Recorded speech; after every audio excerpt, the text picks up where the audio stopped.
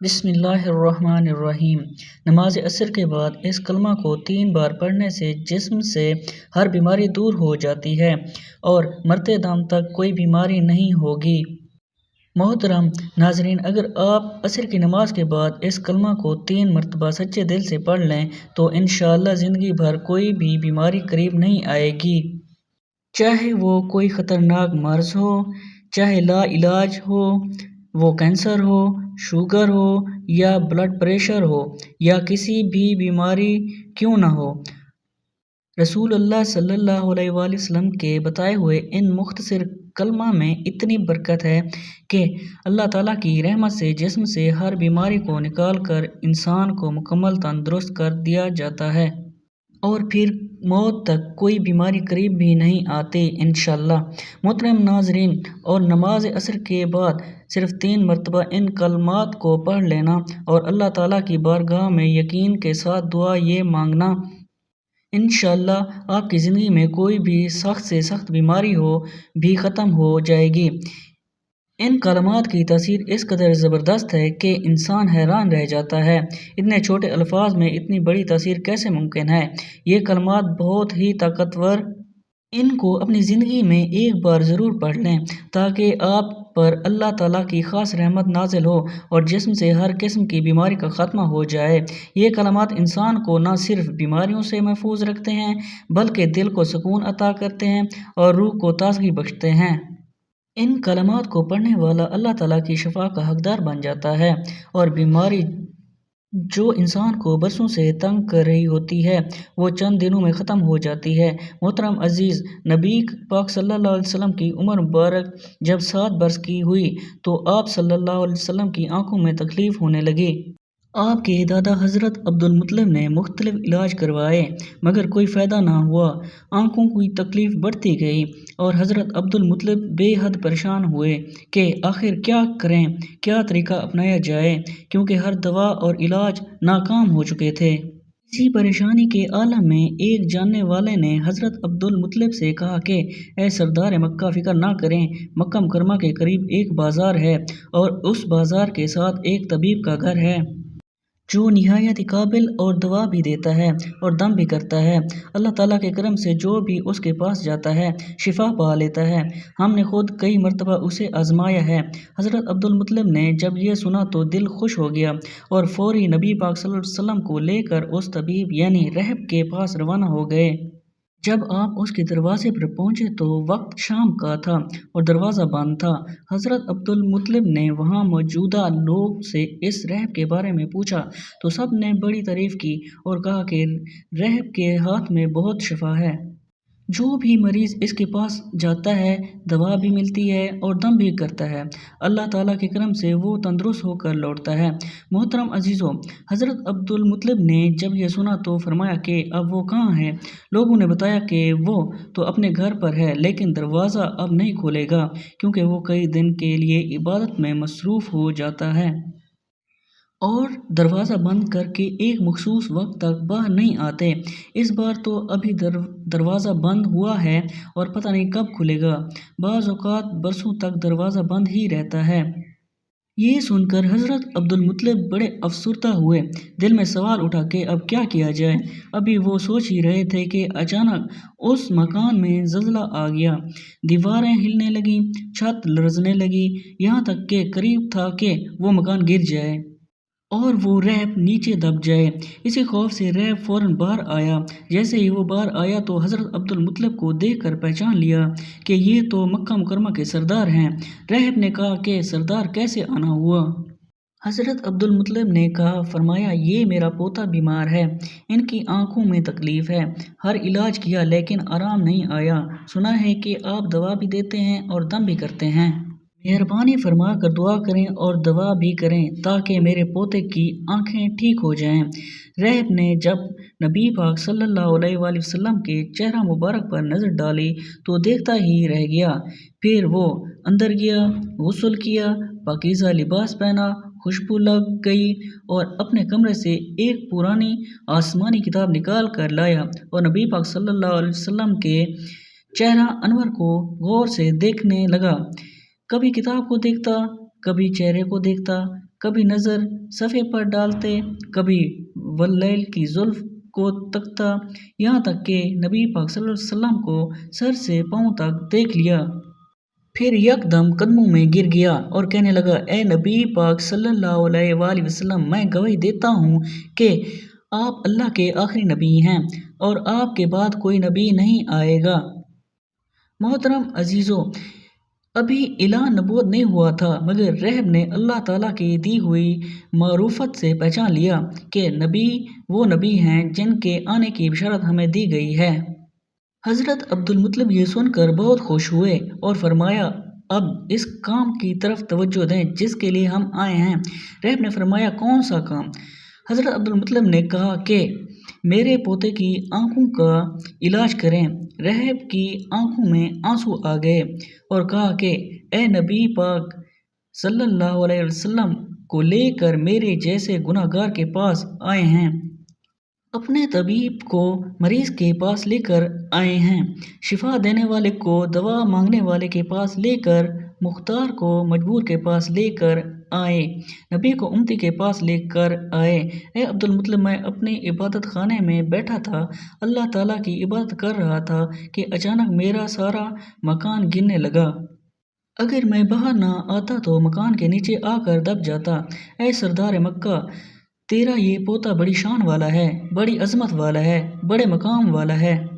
دیکھ، اس کے چہرے سے نور کے فوارے نکل رہے ہیں، کائنات کے یہودی اس کے دشمن ہیں، اسی طرح لے کر اس کو نہ پھرا کرو، کہیں کوئی یہودی اس کو تکلیف نہ دے جائے، اس کو اپنے گھر لے جاؤ۔ محترم عزیزو، حضرت عبدالمطلب نے فرمایا، آپ نے میری بڑی رہنمائی فرمائی، شکریہ، لیکن اصل مسئلہ تو اپنی جگہ رہا، جس مقصد کے لیے آیا تھا وہ تو حل نہ ہوا۔ تو رہب نے مسکرا کر کہا، اے سردار مکہ، ان کی آنکھوں کا علاج خود ہی انہی کے پاس موجود ہے، آپ کو پتہ ہی نہیں۔ فرمایا، کہاں ہے علاج؟ رہب نے کہا، سردار مکہ، نبی پاک صلی اللہ علیہ وسلم کا لعاب شریف نکال کر ان کی آنکھوں میں لگاؤ، یہ بالکل ٹھیک ہو جائیں گے۔ حضرت عبدالمطلب نے اسی وقت سرکار دو عالم صلی اللہ علیہ وسلم کے منہ سے لعاب نکال کر ان کی آنکھوں میں لگایا تو آپ کی آنکھیں مبارک اسی وقت ٹھیک ہو گئیں جیسا کبھی دکھی ہی نہیں تھیں۔ حضرت عبدالمطلب نے بڑے حیران ہوئے اور رہب کا شکریہ ادا کیا۔ چلنے لگے تو رہب نے کہا، حضور، شکریہ تو آپ کا کہ آپ نے مجھے سرکار کائنات کی زیارت کروائی۔ حضرت عبدالمطلب نے فرمایا کہ رہب صاحب، آپ کا دم بہت مشہور ہے، سنا ہے کہ آپ جس کو بھی دم کرتے ہیں وہ مریض اسی وقت ٹھیک ہو جاتا ہے۔ وہ دم کیا کرتے ہیں، وہ الفاظ کیا ہیں پڑھتے ہیں کہ جن میں اللہ نے اتنی تاثیر رکھ دی ہے؟ رہب مسکرا پڑا اور کہا، حضور، جب مریض میرے پاس آتا ہے تو میں اللہ تعالیٰ کی بارگاہ میں ہاتھ اٹھا کر کہتا ہوں، یا اللہ، تجھے آخری نبی کی عظمت کی قسم، تجھے اس کے پیار کا واسطہ، اس کی محبوبیت کا واسطہ، اس بیمار کو شفا دے۔ پھر میں مریض پر دم کرتا ہوں، اللہ تعالیٰ بیمار کو شفا دے دیتا ہے۔ محترم عزیزو، نبی پاک صلی اللہ علیہ وسلم نے اپنی پوری زندگی نہایت سادگی سے گزاری، آپ کی خوراک نہایت سادہ تھی۔ کسی بھی شخص کی اخلاق و کردار کا مطالعہ کرنا ہو تو اس کی عادت کے ساتھ ساتھ اس کے لباس اور اس کی یہ گفتگو سے اندازہ لگایا جا سکتا ہے کسی طرح کی زندگی بسر کر رہا ہے۔ نبی پاک صلی اللہ علیہ وسلم حکمران ضرور تھے لیکن اس کے ساتھ ساتھ آپ نہایت متواضع تھے۔ آپ کی خوراک اتنی کم اور سادہ تھی کہ حضرت انس رضی اللہ تعالیٰ عنہ بتاتے ہیں کہ نبی صلی اللہ علیہ وسلم کے ہاں کبھی گوشت اور روٹی کا کھانا صبح شام 2 وقت موجود نہیں تھا، لیکن جب مہمان آئے تو ایسا ممکن ہوتا، یعنی دونوں وقت کھانا موجود ہوتا۔ مہمانوں کے حوالے سے نبی پاک صلی اللہ علیہ وسلم کی تعلیمات کو پڑھ کر آگے بڑھتے ہیں۔ نبی صلی اللہ علیہ وسلم نے ارشاد فرمایا، جو شخص اللہ تعالیٰ اور یوم آخرت پر ایمان رکھتا ہے اس سے چاہیے کہ وہ مہمان کی عزت افزائی کرے۔ محترم ناظرین، حضرت محمد مصطفیٰ صلی اللہ علیہ وسلم کی ذات سے ہمیں یہ سیکھنے کو ملتا ہے کہ نبی صلی اللہ علیہ وسلم کی ذات سے برکت لینا بھی باعث شفا ہے۔ اور جو بھی دل سے ان سے محبت کرتا ہے اللہ تعالیٰ اس کی دعاؤں کو شرف قبولیت عطا فرماتا ہے۔ اس سے بھی نبی پاک صلی اللہ علیہ وسلم کا اخلاق معلوم ہوتا ہے۔ نبی پاک صلی اللہ علیہ وسلم مہمانوں کی بہت زیادہ عزت کرتے تھے۔ ام المومنین حضرت عائشہ صدیقہ رضی اللہ تعالی عنہا بیان فرماتی ہیں کہ آل محمد صلی اللہ علیہ وآلہ وسلم نے کبھی لگاتار 2 دن جو کی روٹی سیر ہو کر نہیں کھائی، حتیٰ کہ نبی پاک صلی اللہ علیہ وسلم وصال پا گئے۔ حضرت عائشہ صدیقہ رضی اللہ تعالی عنہا سے مروی ہے کہ ایک دوسری روایت میں ہے کہ جب نبی پاک صلی اللہ علیہ وسلم مدینہ منورہ تشریف لے آئے تو آل محمد نے کبھی مسلسل 3 راتیں روٹی سیر ہو کر نہیں کھائیں۔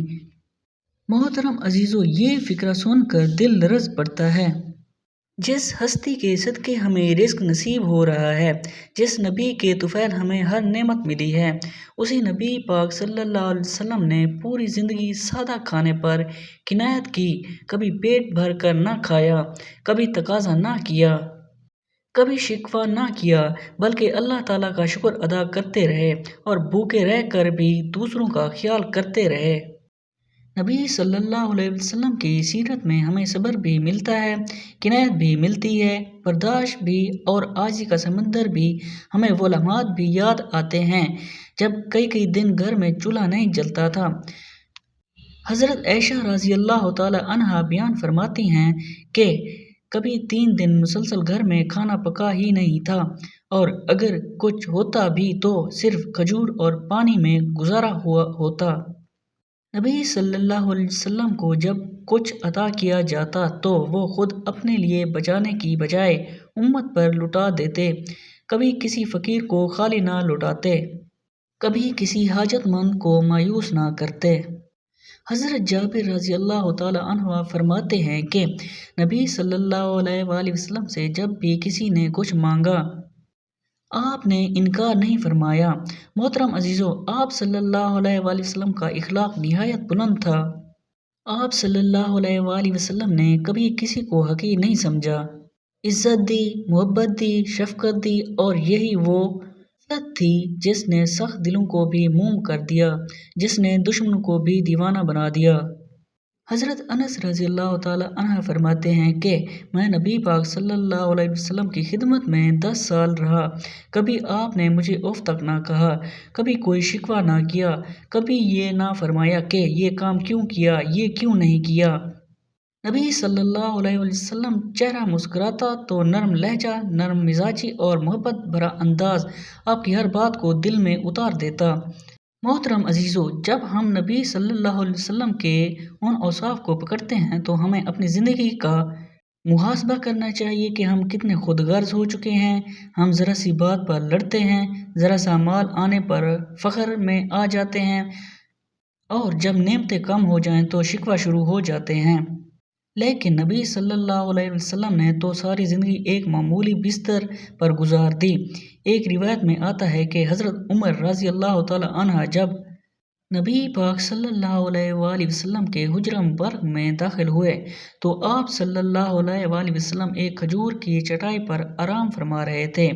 چٹائی کے نشان جسم مبارک پر نمایاں تھے۔ حضرت عمر کی آنکھیں نم ہو گئیں۔ عرض کیا، رسول اللہ صلی اللہ علیہ وآلہ وسلم قیس و کسریٰ ریشمی بستروں پر ہیں اور آپ صلی اللہ علیہ وسلم اس چٹائی پر آرام فرما رہے ہیں۔